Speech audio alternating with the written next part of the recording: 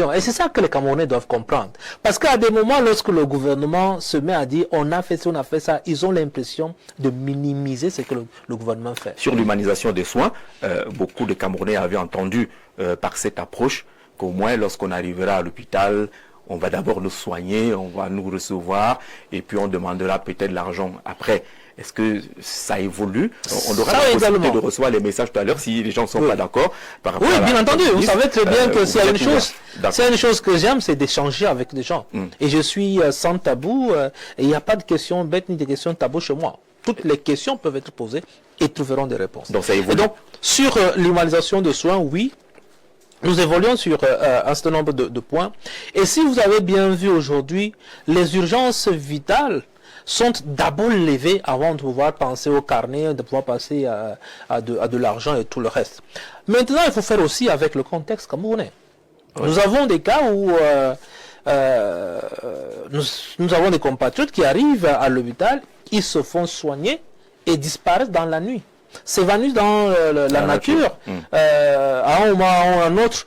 Et d'ailleurs, même deux fois, ils emportent matelas et tout ce que nous avons à l'hôpital. Ça aussi, c'est un contexte qu'il ne faudra pas oublier et pour lequel nous faisons attention désormais pour que cela n'arrive pas. Mais l'instruction a été claire pour ce qui est de la prise en charge immédiate du patient, surtout en termes d'urgence vitale. Aujourd'hui, partout ailleurs, nous levons d'abord l'urgence avant de pouvoir demander quoi que ce soit. Sur les plateaux techniques, monsieur le ministre, si on avait une échelle d'évaluation sur l'ensemble du tissu hospitalier au Cameroun, est-ce qu'on peut se satisfaire aujourd'hui, qu'on peut se lever, on va à l'hôpital à Doumé, on trouve un plateau technique qui répond aux besoins. Si on va à Ambam aujourd'hui, à Meyo aujourd'hui, est-ce que les plateaux techniques ont suivi votre vision? Alors, j'aime très bien cette question parce que ça me permet de donner une réponse à deux niveaux. La première chose, c'est que pris sur le plan brut comme ça, oui, le plateau technique a évolué. Oui. Les hôpitaux de première catégorie aujourd'hui, je le dis encore, nous n'avons plus rien à envier aux autres. Première catégorie, hôpitaux de référence. Aux autres, c'est qui? Aux autres, c'est-à-dire là où on a souvent l'habitude de faire évacuer nos patients. C'est-à-dire que ce soit à l'hôpital américain, que ce soit en Inde, que ce soit aux États-Unis, que ce soit au Canada.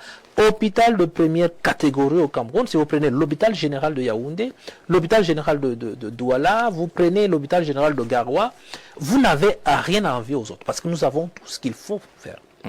Et je le dis toujours, notre problème aujourd'hui, c'est de pouvoir former, n'est-ce pas, des personnels qui puissent correspondre au niveau de notre plateau technique. Oui, justement, la question c'est ça. Nous sommes en train de... Vous investissez pour le matériel, est-ce que le personnel répond? Justement, nous sommes soucieux de cela. Nous sommes très soucieux de cela. Maintenant, la réponse à votre question, et celle qui me semble d'ailleurs la plus indiquée et la plus pertinente, c'est que nous avons organisé notre système de santé tel que, normalement, lorsque vous rentrez dans le circuit à Meyo, centre, et que l'hôpital de Meyo n'a pas le plateau technique pour vous soigner, le souci n'est plus le vôtre. Parce que vous êtes déjà rentré dans notre système de santé. Oui. Maintenant, il faut que ce soit l'hôpital de Meyo qui s'organise pour vous référer dans un hôpital qui lui semble être à même de pouvoir vous apporter la guérison. D'accord. Si vous arrivez de Meyo pour Ambam, et Ambam ne se sent pas tout à fait à mesure de le faire également, Ambam va vous référer à Ebolova, et Ebolova va vous référer au centre hospitalier régional, et le centre hospitalier régional vous référera certainement à l'hôpital général de Yaoundé. Cela a été fait. Nous avons, et ça je le dis toujours pour illustrer ce cas le plus patent, c'est ce paysan qui vit à Kaïlé, dans l'extrême nord, dont le fils avait pris une flèche en plein cœur. Celui-là n'avait pas 100 francs dans sa poche. Il ne pouvait pas, ne serait-ce qu'aller au centre de santé qui est à côté. Mais notre système de santé a capté ce petit garçon. On l'a évacué à Maroua, de Maroua on l'a évacué à l'hôpital général. De l'hôpital général, il est monté dans un avion rapidement pour l'hôpital général de Yaoundé. Et il a été opéré à cœur battant. Et je ne sais pas si vous imaginez à cœur battant, mais il a été opéré, il a été guéri, on l'a remis dans l'avion, on l'a ramené jusqu'à Kaïlé. C'est un cas qui existe, c'est un cas qui est patent, et c'est un cas que notre système de santé a capté. Donc voilà un peu le système de santé que le président de la République, son Excellence Paul Biya, est en train de bâtir pour le Cameroun aujourd'hui. On n'aura donc pas tout, partout, à la fois.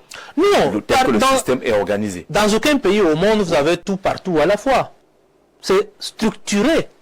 Et vous avez des hôpitaux de référence, vous avez des hôpitaux centraux, vous avez des hôpitaux régionaux, vous avez des hôpitaux de district, vous avez des centres médicaux d'arrondissement, vous avez les centres de santé intégrés. C'est fait exprès pour que la référence soit graduelle et que vous n'ayez pas mal au genou, que vous soyez retrouvé directement à l'hôpital général de Douala ou de Yaoundé. Non, vous commencez par un hôpital de district, par un centre médical d'arrondissement.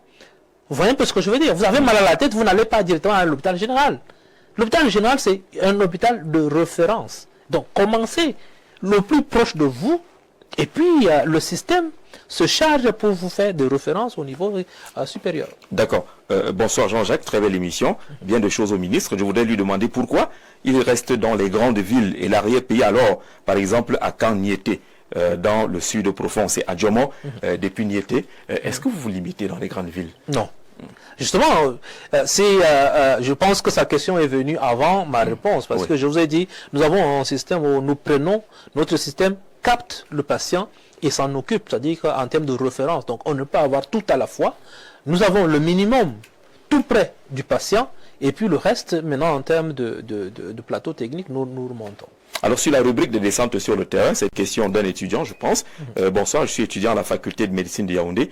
Pensez-vous aussi à venir nous surprendre pour voir les conditions dans lesquelles nous sommes formés? C'est de votre ressort? Alors, j'ai bien envie de dire oui et non. Oui, parce que nous faisons partie d'un gouvernement, donc vous savez très bien que le gouvernement est un. Et à sa tête, un premier ministre chef de gouvernement et supervisé par Monsieur le Président de la République, son Excellence Paul Biya. Maintenant, en ce qui concerne les conditions pratiques quotidiennes, cela ne relève pas nécessairement de notre département ministériel. Nous avons une plateforme de discussion avec l'enseignement supérieur. Nous pouvons évoquer la question, mais il y a un texte qui organise l'activité du gouvernement et qui répartit les compétences. La réponse est claire. Alors, voici une question qui va nous permettre de faire le pont tout à l'heure avec ce qui s'est passé à Genève. Bonsoir Jean-Jacques, j'ai une question pour le ministre. Moi, je suis une personne vivant avec le VIH. Je suis sous traitement antirétroviraux. J'ai de sérieuses inquiétudes sur le fait que le programme USAID, qui subventionne notre traitement ARV, est suspendu par le gouvernement américain de Donald Trump. Pouvez-vous nous rassurer, monsieur le ministre, que notre traitement sera toujours disponible? Question fondamentale. Oui, la question est fondamentale, la question est pertinente, et j'allais dire, vu comme cela, l'inquiétude de notre téléspectateur est bien avérée. Oui.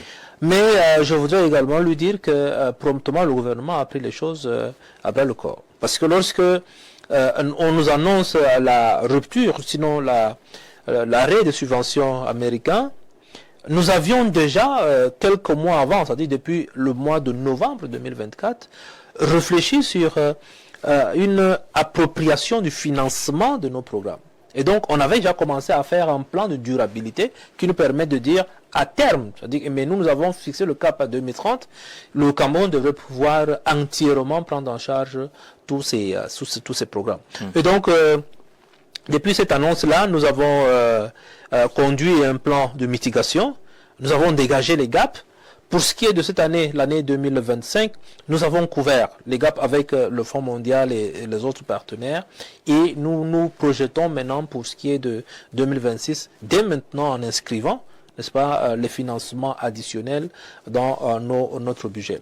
Maintenant, nous avons proposé aussi au gouvernement des sources innovantes, n'est-ce pas, en termes de financement de la santé. On est là-dessus et je crois que certainement le budget qui va être soumis à l'Assemblée nationale en novembre pourrait porter à d'autres sources de financement de la santé. Qu'est-ce qu'il fait? Il s'inquiète? Il aura toujours son traitement? Non, pour le moment, il aura toujours son traitement. C'est-à-dire que nous avons dit à tout le monde, c'est-à-dire à tous les programmes, de pouvoir assurer sans rupture les traitements jusqu'à la fin de l'année et de pouvoir nous projeter sur l'année 2026 déjà. Monsieur le ministre, s'il vous plaît, mettez à disposition un numéro vert pour dénoncer le mauvais traitement des patients par le corps médical. C'est très grave. Faites un tour à l'Est, plus particulièrement à Ndélélé, c'est dans la KDI. Les infirmiers sont toujours livrés, je ne sais pas, vous voulez dire ivre ou livré, je ne sais pas trop. Le médecin est introuvable. C'est Sadi depuis Ndélélé qui fait cette dénonciation-là. 1506. Le 1506. Ouais. Le numéro vert existe bien. Ouais. Le 1506 pour vos différentes dénonciations. Bon début de soirée, monsieur le ministre.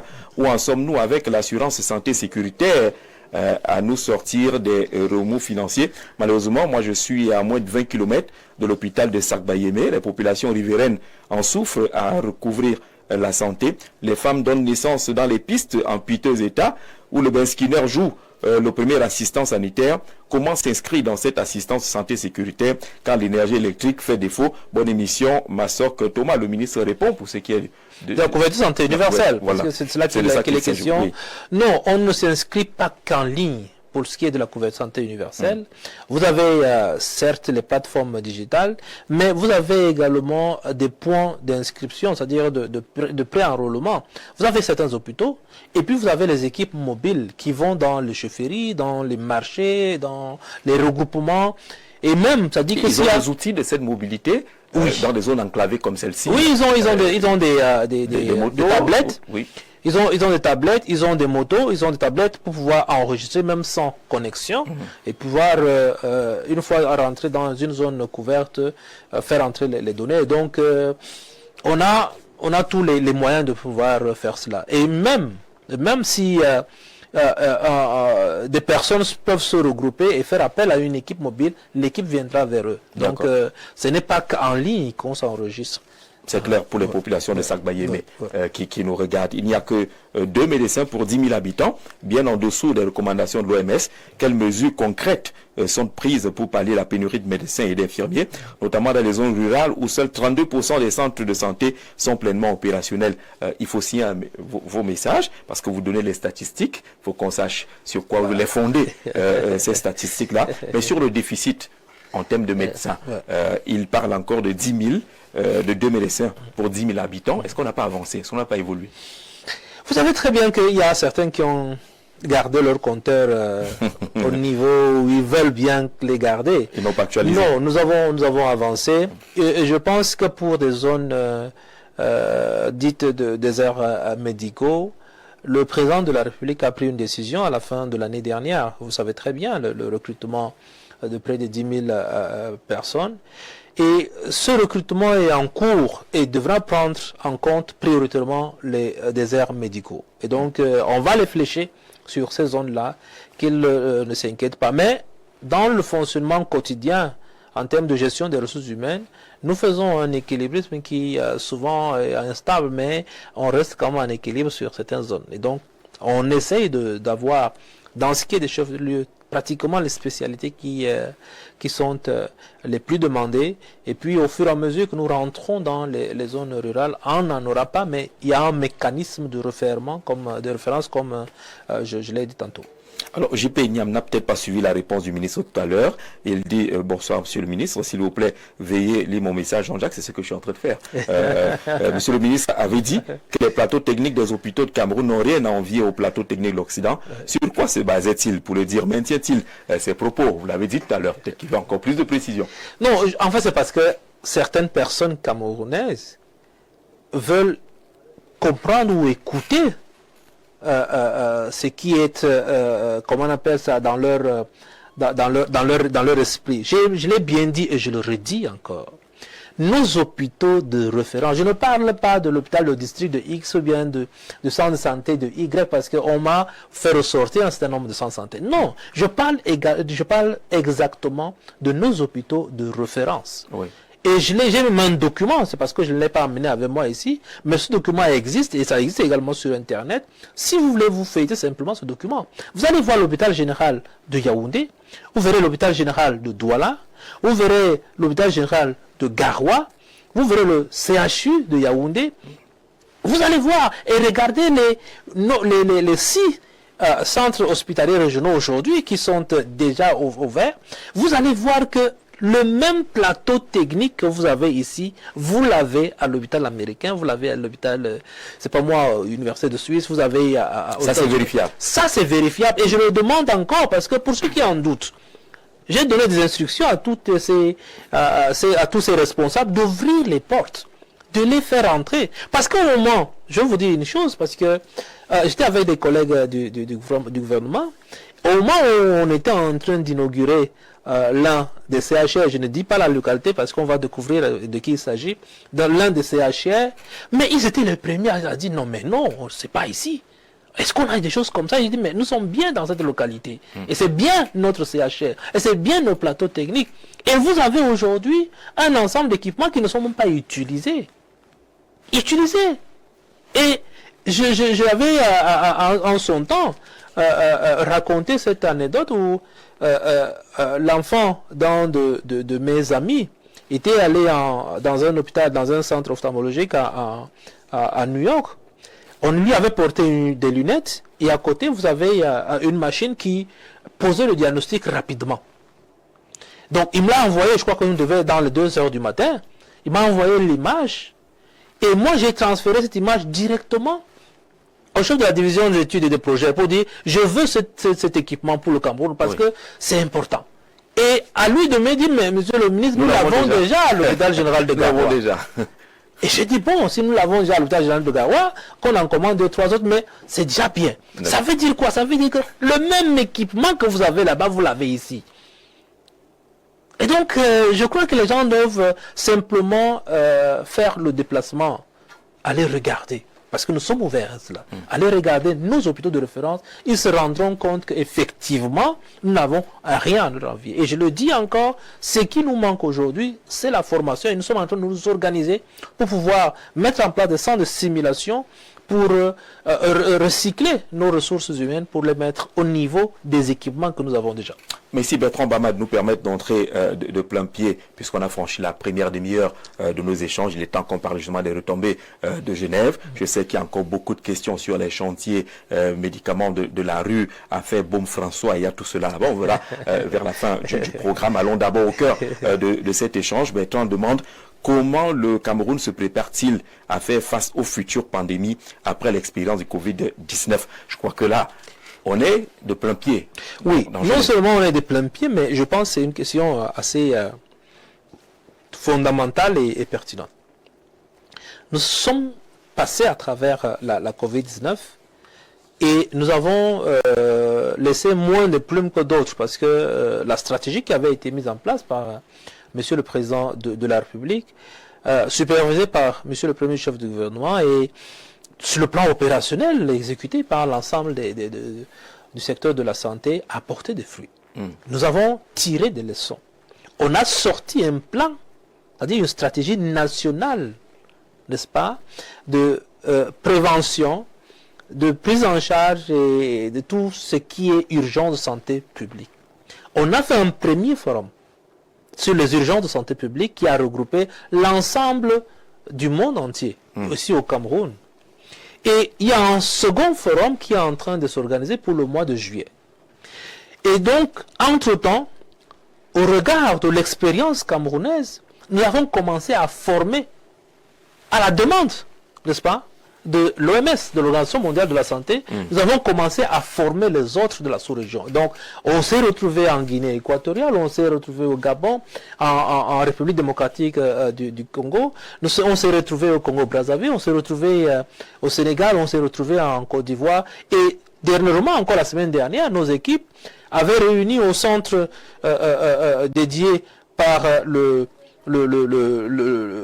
Hardy Afro, c'est-à-dire le directeur régional Afrique de l'OMS à Brazzaville, des experts, et ce sont nos experts à nous, Camerounais, qui formaient les autres.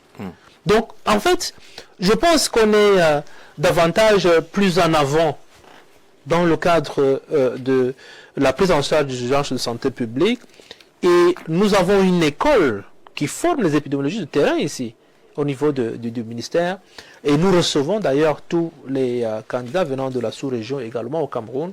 Et donc moi je pense que nous avons maintenant une solide expérience pour mieux réagir en matière... La riposte Made in Cameroun a fini par faire école.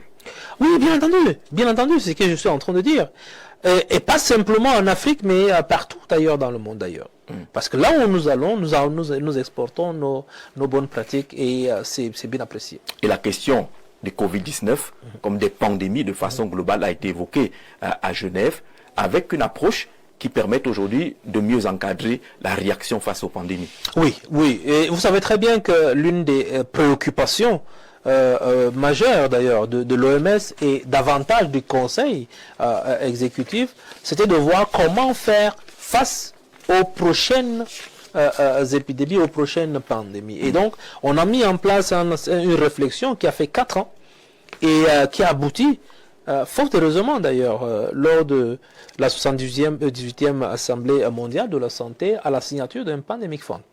Et cela est historique, parce que depuis la création de l'OMS, il n'y a que 2 traités qui ont été signés. C'est-à-dire qu'il y avait un premier traité, et ce deuxième traité sur le Pandemic Fund est quelque chose d'assez historique. C'est ce qu'on appelait l'accord mondial sur la prévention, la préparation et la riposte face aux pandémies. Plus de 3 ans de réflexion là-dessus.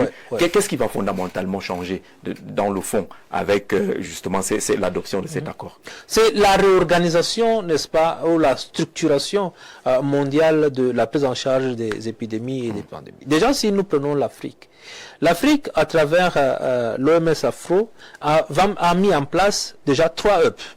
Et il va mettre en place un 4e hub. Et nous avons, dans le cadre de nos négociations, discuté avec les dits responsables et nous avons demandé que ce hub soit hébergé par le Cameroun. Ça sera des centres, n'est-ce pas, de déploiement.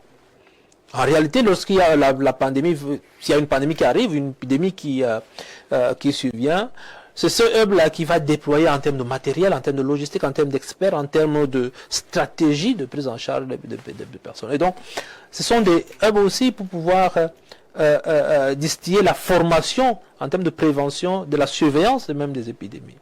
Et donc, ça, c'est déjà ce qui est fait en ce moment. Maintenant, la question de vaccins, la question des médicaments va également être prise en charge dans ce sens-là pour dire on ne devrait plus assister, comme lors de la Covid, à la confiscation de vaccins par des pays les plus développés. Il faut que tout le monde ait le même accès à ce vaccin. Et ça, c'est une question, n'est-ce pas, c'est ce qui va conduire à une sorte d'équité. Voilà, d'équité. Une sorte de justice sanitaire. Voilà, c'est ça, cela. Oui. Donc, je pense que cette traité est tellement important pour nous, pour tous les pays en voie de développement aussi. Le 14e programme général de travail 2025-2028 qui place justement l'équité en santé comme pilier central de l'action de l'Organisation mondiale de la santé. Monsieur le ministre, nos oreilles étaient également tendues de ce côté-là parce qu'on vous a entendu, on vous a vu parler de l'imagerie médicale. Et puis, ceux qui n'ont pas toujours les bonnes informations se sont mis à vous regarder en disant que mais le monsieur là qui est à Genève, il parle d'imagerie médicale. Et ce n'est pas un peu comme la poule qui parle des questions des dents. Est-ce qu'on parlait de ça au Cameroun? Est-ce qu'on est déjà à ce niveau de technologie? Ah oui, on y est déjà. Donc vous étiez dans le domaine. D'abord, la question d'équité a été portée par le Cameroun. Oui, vous le savez très bien. Oui. On dit que c'est nous qui avions porté cette question et qui avions exigé que l'organisation, qui est la nôtre également, puisse mettre au cœur de ses interventions cette équité en termes de et il y a eu santé, approbation. Votre idée lumineuse a été acceptée. Et ça a été accepté. Maintenant, nous avons également soumis la résolution sur l'imagerie médicale. Et ça a été voté également à l'unanimité. Mais ce n'est pas la poule qui parlait des questions dedans, puisque nous avons déjà. Et nous avons déjà engagé le mouvement qui est avancé, mais nous voulons aller encore plus loin. Je prenais l'exemple de quelqu'un qui vivait à Koussiri, à Mokolo, à Yagoua, ou à Salapombe, comme on dit. Il était obligé de venir à Yaoundé ou à Douala pour faire un scanner. Oui. Je ne parle pas de l'IRM parce qu'on n'en avait même pas. Aujourd'hui, vous avez partout ce scanner-là. Donc on ne vient plus à Yaoundé, celui à Koussiri, il a un scanner sur place, celui qui est à Mokolo a un scanner sur place, celui qui est à Yagua a un scanner sur place, et donc celui qui est à Bertois a un scanner sur place. On ne vient plus à Yaoundé pour chercher le scanner. Et ça, c'est primordial dans ce que nous appelons la qualité de la prise en charge. Si vous avez un bon diagnostic, vous avez une présomption d'une meilleure prise en charge. Oui. Mais si vous n'avez pas un bon diagnostic, vous allez prendre en charge de manière médiocre parce que vous ne savez pas ce que vous traitez. C'est tout simplement cela la question d'imagerie médicale. C'est qu'il faudrait que cet instrument soit utilisé, j'allais dire démocratisé, dans la plupart de notre formation sanitaire. Parce que beaucoup considèrent justement cette technologie comme étant une technologie de luxe. De luxe, effectivement. Pas accessible à tous. Voilà. Et donc là, on est en train de démocratiser cela, de pouvoir ramener, parce qu'aujourd'hui, dans certains hôpitaux de district, vous avez l'imagerie, hein, vous avez des scanners, nous avons acheté des échographes, nous avons acheté des radios mobiles qui sont même dans les centres médicaux d'arrondissement. Donc, je pense que nous sommes dans une lancée de démocratisation de l'imagerie médicale, et c'est ce que nous avons voulu, en soumettant cette résolution, solliciter que l'OMS appuie ses actions dans les pays, surtout en difficulté, pour que nous ayons accès au financement pour l'achat de ces équipements d'imagerie médicale, et que la formation soit également prise en charge dans ce sens-là, et que les pays soient renforcés en termes d'imagerie médicale. La bonne nouvelle, c'est quoi? Au sortir de Genève, c'est que les pays pauvres, les pays en situation difficile, qui ont difficilement accès à cette technologie-là, vont bénéficier d'un appui, d'un accompagnement de l'OMS. Oui, la bonne nouvelle, c'est cela. La bonne nouvelle, c'est cela, c'est qu'on va pas simplement privilégier certains, mais que l'OMS va pouvoir faire un programme pour pouvoir aider chaque pays dans ce sens-là également. D'accord, on va rester encore de côté de Genève. J'ai essayé d'esquiver un certain nombre de messages en indiquant qu'on va revenir dans les questions et les messages et autres. Il y en a qui sont un peu, on ne parvient pas à résister. Bonsoir Jean-Jacques, ici à l'hôpital d'ici de Japoma. Les infirmiers exigent aux femmes enceintes 2 morceaux de savon, une bouteille de javel, 2 rouleaux de papier hygiénique avant d'accoucher. Comment cela peut-il s'expliquer? De Douala, vous allez répondre dans la troisième partie de notre programme, mais on veut rester encore du côté de Genève. On a parlé au moins 2 fois d'accords historiques, et toutes ces 2 fois-là apparaît le nom du Cameroun. C'était quoi vos gris-gris? Vous êtes arrivé là-bas avec une sorte de gris-gris pour que le Cameroun soit porteur de tout ce qui a finalement à l'unanimité été célébré et accepté là-bas? En tout cas, si je vous dis que je n'avais pas de gris-gris, c'est que je vous mens. C'était quoi vos gris-gris? J'avais le nom du président de la République dans la poche. C'était Paul Biya, mon gris-gris. Parce qu'en réalité, vous savez très bien que nous avons un président de la République aujourd'hui dont le charisme va au-delà de nos frontières.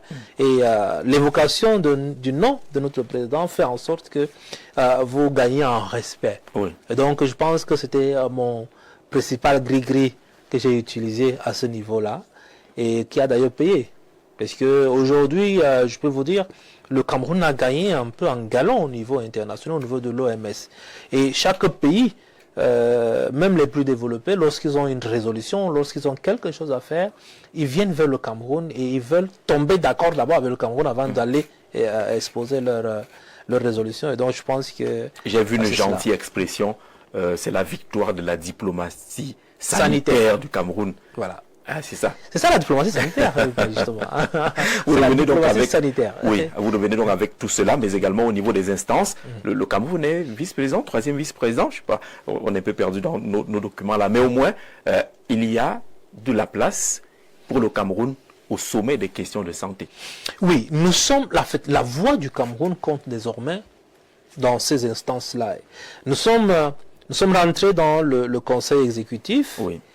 Et une fois à l'intérieur, on est rentré on a été élu 3e vice-président du conseil exécutif, avec à la clé des sessions du conseil qui ont été présidées par le Cameroun, chose inédite, parce que ça n'était pas encore arrivé. Et là, lors de la dernière Assemblée mondiale de la santé, nous avons fait notre rentrée dans la prestigieuse commission générale de l'OMS. Et une commission Là où on générale discute des budgets. qui discute, qui fixe le budget, le programme, Ah oui. qui élit le directeur général de l'OMS. C'est ça le plus important également, qui donne les orientations générales pour l'organisation. Et donc, c'est une commission stratégique, c'est une commission, j'allais dire, très prestigieuse. Et le Cameroun y est rentré. Et donc, je crois qu'il y a des raisons, n'est-ce pas, d'être satisfait de la marche aujourd'hui du Cameroun sur la scène internationale, et le président de la République qui continue d'ailleurs à œuvrer dans ce sens-là devrait pouvoir être l'objet de notre satisfaction aujourd'hui. Et vous avez participé activement au vote du nouveau patron OMS Afrique. Oui. Oui, et en marche, parce que n'oubliez pas que le mandat de Dr Moeti était fini. En octobre dernier, nous avons élu un nouveau directeur régional de l'OMS pour l'Afrique. Malheureusement, il était opérationnel. Avant de prendre service, il est décédé. Et donc, nous avons été obligés, en marche de cette Assemblée mondiale, d'élire un nouveau président, un nouveau directeur régional OMS Afrique, qui était en Tanzanie. Donc, je pense que nous avons discuté avec lui aussi. Il est bien disposé à apporter son aide à l'Afrique centrale. Alors, de ces retombées avec la technologie et les moyens... Nous continuons de discuter avec les autres États qui sont plus avancés que nous, et nous discutons aussi avec ceux qui sont moins avancés que nous, pour pouvoir leur dire, voilà ce que nous avons évité comme piège, voilà là où nous sommes en train d'y aller, et je crois que cela sera bénéfique pour nos populations. Où est-ce que nous en sommes exactement, Monsieur le ministre? Nous sommes dans l'exécution de cette couverture santé universelle. Une question a d'ailleurs été posée tout à l'heure où on parlait de Japoma. Japoma n'est pas encore rentré en termes d'ailleurs de chèque santé dans la couverture santé, dans le panier de soins de la couverture santé universelle. Mais d'ici 2026, ça n'explique pas qu'on demande une bouteille d'huile. Oui, non, c'est pas normal. D'accord. C'est pas normal, et je pense que ce serait bon d'appeler le 1506 pour cela et de dénoncer. D'accord. C'est pas normal, et je voudrais d'ailleurs sortir de cette mission. Je vais instruire le délégué régional, il va voir cette affaire, parce que c'est pas passé pour moi. Dès que j'ai l'information, l'action va suivre tout de suite après. Donc, et ça c'est pour envoyer une première réaction à ceux qui demandent ce genre de choses, qu'ils commencent déjà à voir comment ils vont répondre. Maintenant, je voudrais dire que... On n'est pas encore concerné par le chèque santé. Pas encore, mais en 2026, nous pensons que nous allons rentrer dans Douala rural, dans Yaoundé rural, avec le chèque santé. Et à ce moment-là, ce sera les 6 000 francs qu'on devra demander. Mais pour les autres régions, les 8 régions aujourd'hui, nous sommes pleinement là-dedans. En termes de prise en charge du palu, en termes de consultation gratuite des enfants de 0 à 5 ans, en termes la prise en charge de l'insuffisance rénale, nous sommes pleinement dans la couverture santé universelle aujourd'hui. Bonsoir Excellence, les hôpitaux de référence et hôpitaux généraux sont équipés au même niveau que les hôpitaux occidentaux, c'est vrai, dit-il avec un point d'exclamation, mais les problèmes ici sont liés à l'enclavement.